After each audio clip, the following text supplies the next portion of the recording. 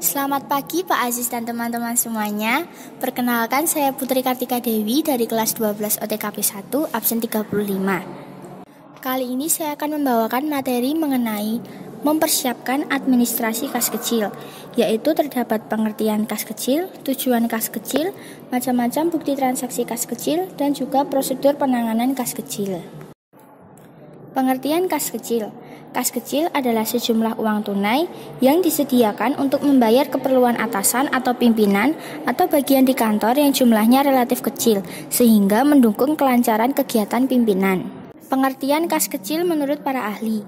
Yang pertama, menurut Kamus Besar Akuntansi, kas kecil adalah sejumlah uang tunai atau kas yang disediakan untuk melayani pembayaran keperluan perusahaan yang rutin dan meliputi jumlah yang relatif kecil. Misalnya, pembelian materai, perangko, alat tulis menulis, makanan ringan, atau minuman untuk tamu. Yang kedua, menurut Weigan 2002, kas kecil adalah dana kas yang digunakan untuk pembayaran dalam jumlah relatif kecil tetapi masih tetap mempertahankan kontrol kepuasan. Yang ketiga, menurut Zaki Baridwan, dana kas kecil atau petty cash fund adalah uang kas yang disediakan untuk membayar berbagai pengeluaran yang jumlahnya relatif kecil dan tidak praktis apabila dibayar dengan menggunakan cek. Tujuan dibentuknya kas kecil. Yang pertama, untuk membayar pengeluaran yang jumlahnya kecil, biasanya sudah ditentukan batas maksimum. Kedua, untuk membayar pengeluaran yang sifatnya mendadak. Tiga, untuk keperluan pembayaran yang jumlahnya kecil dan tidak praktis bila dibayar dengan cek. Keempat, untuk membantu kelancaran kegiatan pimpinan. Yang kelima, untuk membantu administrasi kantor atau sekretaris dalam melaksanakan tugasnya, yaitu memberikan pelayanan yang optimal kepada kolega dan pelanggan. Lalu terdapat macam-macam bukti transaksi kas kecil, yaitu ada kwitansi, cek, faktur, nota, yaitu nota kontan, nota debit, dan nota kredit, lalu bukti kas masuk, bukti kas keluar, dan formulir pengajuan dana kas kecil. Yang pertama ada kwitansi. Kwitansi adalah surat bukti adanya penerimaan uang atau pembayaran. Kwitansi ditandatangani oleh pihak yang menerima uang. Kwitansi pada umumnya mempunyai dua sisi, yaitu sisi kanan dan sisi kiri. Sisi kanan diberikan kepada orang yang membayar, sedangkan sisi kiri disimpan untuk arsip bagi yang menerima pembayaran. Lalu ada cek. Cek adalah surat perintah yang dibuat oleh pihak yang mempunyai simpanan di bank, agar bank tersebut membayar sejumlah uang tertentu kepada pihak atau orang yang namanya tertera di dalam cek tersebut atau si pembawa cek. Selanjutnya ada faktur. Faktur adalah surat bukti terjadinya transaksi pembelian atau penjualan secara kredit. Faktur dibuat oleh penjual yang diserahkan kepada pembeli bersamaan dengan barang yang dijual. Faktur biasanya dibuat rangkap 3. Lembar pertama untuk pembeli, lembar kedua untuk penjual, dan lembar ketiga untuk arsip. Lalu ada nota kontan. Nota kontan adalah bukti transaksi terjadinya pembelian secara tunai. Nota kontan dibuat oleh penjual untuk pembeli.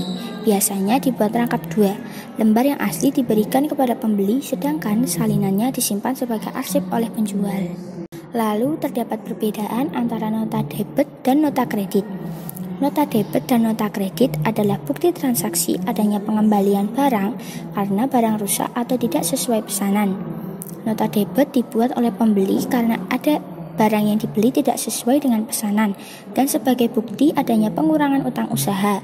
Sedangkan nota kredit dibuat oleh penjual yang menerima barang kembali dan sebagai bukti adanya pengurangan piutang usaha. Selanjutnya ada bukti kas masuk atau BKM. Bukti kas masuk adalah bukti transaksi yang dibuat oleh pemegang dana kas kecil bahwa telah menerima sejumlah uang untuk keperluan kas kecil, biasanya untuk pengisian kas kecil. Bukti penerimaan kas kecil dilampirkan juga fotokopi cek apabila pemberi dana kas kecil menggunakan cek. Lalu ada bukti kas keluar. Bukti kas keluar adalah bukti transaksi yang dibuat oleh pemegang dana kas kecil bahwa telah mengeluarkan sejumlah uang tertentu untuk keperluan pembayaran.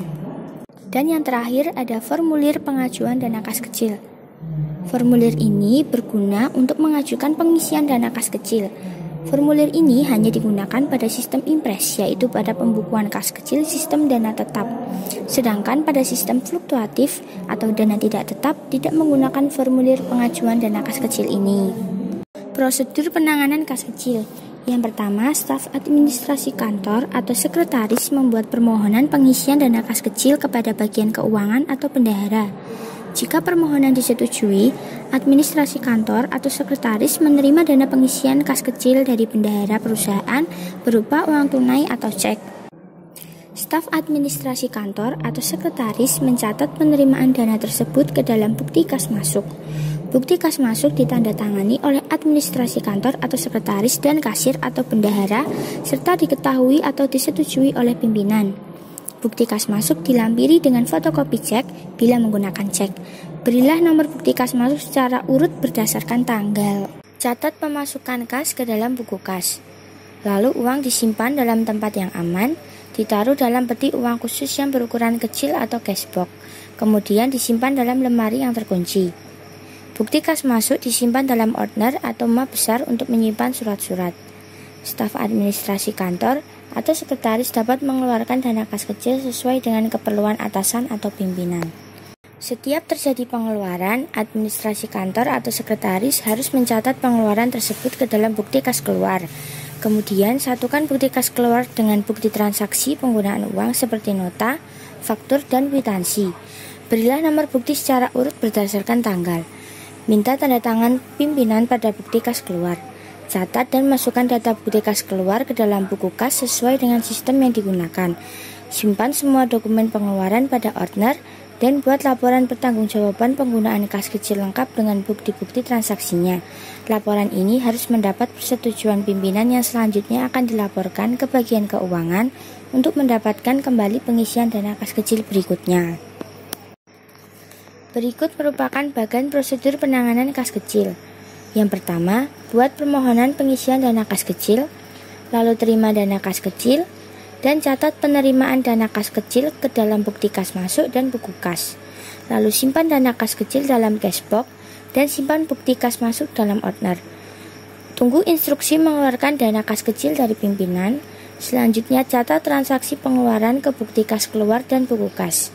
Simpan bukti transaksi dan bukti kas keluar dalam ordner dan buat laporan pertanggungjawaban penggunaan dana kas kecil. Perlengkapan dan peralatan administrasi yang perlu dipersiapkan dalam mengelola kas kecil yaitu formulir bukti kas masuk, formulir bukti kas keluar, formulir pengajuan dana kas kecil, berbagai macam bukti transaksi seperti cek, faktur, nota, dan lain-lain, peti uang atau cashbox, ordner, buku kas, alat tulis, komputer, printer, perforator, stapler, dan tab atau guide. Sekian presentasi dari saya, kurang lebihnya mohon maaf. Terima kasih.